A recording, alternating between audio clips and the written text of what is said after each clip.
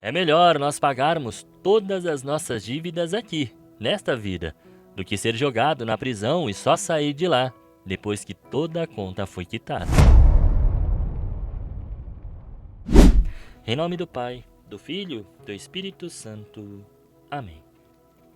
Prezados irmãos e irmãs, que a paz de nosso Senhor Jesus Cristo e a fé de nossa mãe estejam conosco. A palavra de Deus, contida na liturgia da Santa Igreja Católica nesta sexta-feira, nos traz o capítulo 7 da carta de São Paulo aos Romanos, no versículos de 18 a 25. E o Evangelho de Lucas, no capítulo 12, versículos de 54 a 59. São Paulo aos Romanos, na primeira leitura, desnuda a mais íntima e dramática experiência do ser humano, a luta constante contra o querer fazer o bem e a incapacidade de realizá-lo plenamente. Irmãos, estou ciente que o bem não habita em mim, isto é, na minha carne, pois eu tenho capacidade de querer o bem, mas não de realizá-lo. Ao longo de toda essa semana, e também ao longo dos séculos, a Igreja tem nos ensinado que mesmo após o batismo, que nos livra do pecado original, permanece em nós a inclinação para o mal. Não se trata de uma natureza totalmente corrompida, mas de uma ferida, uma desordem que gera essa dicotomia interna. Paulo afirma sentir gosto pela lei de Deus, enquanto homem interior. Este é o regenerado pela graça, que deseja a santidade, sabe? A nossa mente, o nosso espírito, a nossa alma quer buscar a santidade, mas se vê aprisionado pela lei do pecado, que age em nossa carne. A nossa razão, iluminada pela fé, irmãos, conhece o caminho, sabe o que tem que fazer, mas a nossa vontade enfraquecida muitas vezes não nos permite. Basta olhar para as nossas vidas. Mesmo não querendo, nós pecamos. Mesmo não querendo muitas vezes julgar outras pessoas, nós julgamos. Mesmo não querendo mentir, muitas vezes nós mentimos. Queremos nos reconciliar com alguém que está brigado conosco, mas algo nos impede de fazer isso. E quanto mais nos aproximamos de Cristo, mais percebemos que, assim como Paulo, o quanto nós somos miseráveis. Este é o reconhecimento humilde e realista de que, por nós mesmos, não temos força alguma para vencer o mal. A solução, a única esperança, irmãos, é imediatamente proclamada por Paulo hoje. Graças a Deus, por Jesus Cristo, Senhor nosso. A graça de Cristo infundida em nós pelos sacramentos, especialmente pela Eucaristia e pela reconciliação, que nos dá a força para lutar, resistir e finalmente vencer e alcançar a salvação. A luta é ininterrupta nesta vida, jamais vai cessar, mas já não estamos mais sós. A vitória é garantida pela intervenção salvífica de Cristo. Sem Ele, nada poderíamos fazer. Ele mesmo nos traz uma severa advertência hoje no Evangelho que, à primeira vista, lendo bem superficial, parece distante dessa luta interior que Paulo fala, mas que, na verdade, irmãos, é o seu contexto prático. Jesus diz: Vós sabeis interpretar os aspectos da terra e do céu? Como é que não sabeis interpretar o tempo presente? Jesus está repreendendo as multidões por serem hábeis em prever clima, mas cegas, completamente cegas aos sinais do Kairos, ou seja, o tempo oportuno de Deus, a chegada do reino na pessoa de Cristo.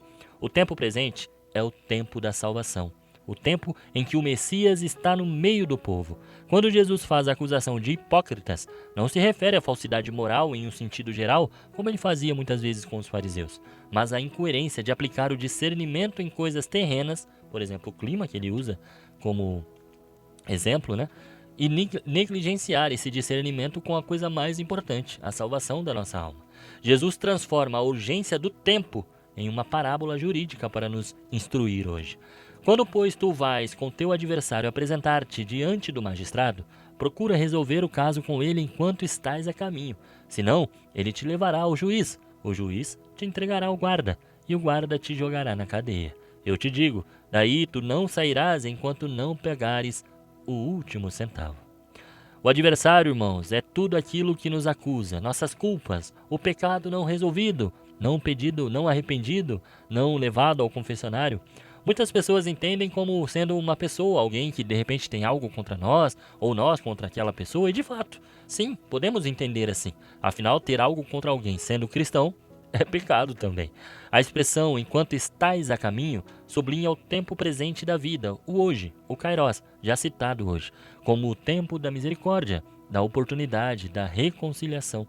E o caminho para resolver o caso com o adversário é a busca do perdão, irmãos, o arrependimento sincero.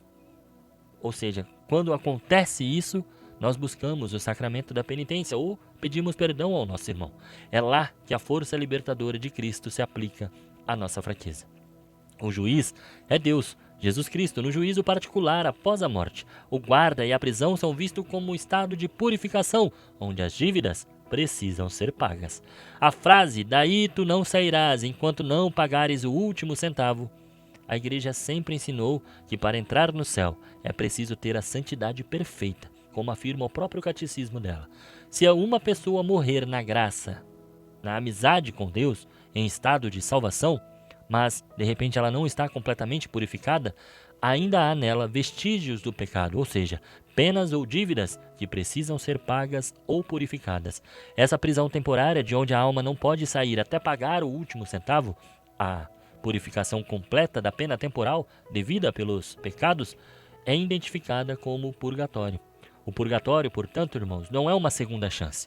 É o estado dos que, morrendo em amizade com Deus, seguros da salvação eterna, precisam dessa purificação final para obter a santidade necessária para entrar na alegria do céu.